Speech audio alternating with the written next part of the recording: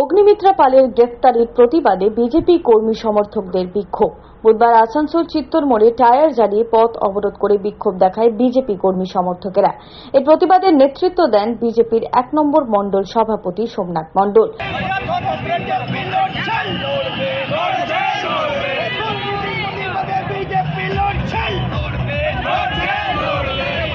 আমরা জানি কোর্টের নির্দেশে যে 26,000 শিক্ষক নিয়োগ বাতিল করা হয়েছিল এবং সেই শিক্ষক যখন প্রতিবাদ জানায়, রাস্তার মাঝখানে তৃণমূল সরকারের এবং আমাদের মমতা ব্যানার্জি মুখ্যমন্ত্রীর নির্দেশে পুলিশ প্রশাসন সেই শিক্ষকের ওপর লাঠিচার্জ করে। আমরা কোন দেশে বাস করছি? আমরা কোন পশ্চিমবঙ্গে বাস করছি? প্রতিবাদের ভাষাটুকু আজকে আমাদের মধ্যে কেড়ে নেওয়া হয়েছে। আজ যাদেরকে আমাকে সমাজের গুরু বলে আমাদের বলি, যারা আমাদেরকে তৈরি করছে, যে শিক্ষকরা আমাদের সমাজকে তৈরি করছে, সেই শিক্ষকের উপর অত্যাচার হচ্ছে।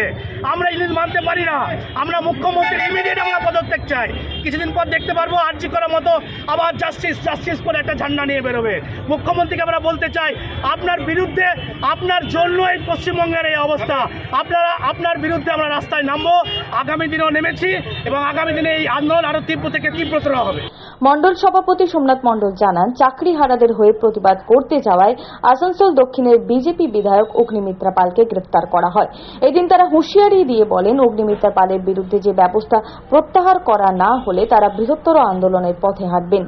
আজকে আমাদের বিধায়িকা অগ্নিমিত্রা পালদির সাথে আরও 7 জন এমএলএ বিধায়িকাকে অ্যারেস্ট করা হয় লালবাজার থানাতে। তারা প্রতিবাদ করতে গেছিল যে আমাদের শিক্ষকদের, যারা 26,000 শিক্ষক নিয়োগ বাতিল করা হয়েছিল, তার প্রতিবাদে যে শিক্ষকরা যে কর্মসূচি রেখেছিলেন, সেই কর্মসূচির ওপর লাঠিচার্জ করা হয়।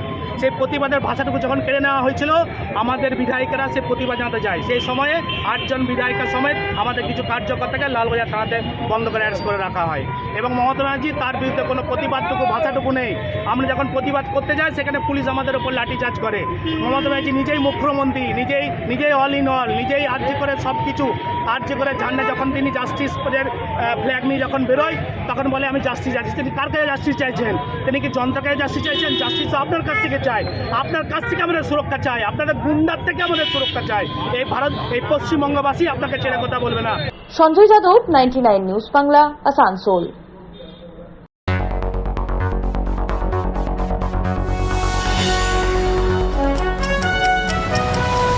আপনারা দেখছেন 99 নিউজ বাংলা।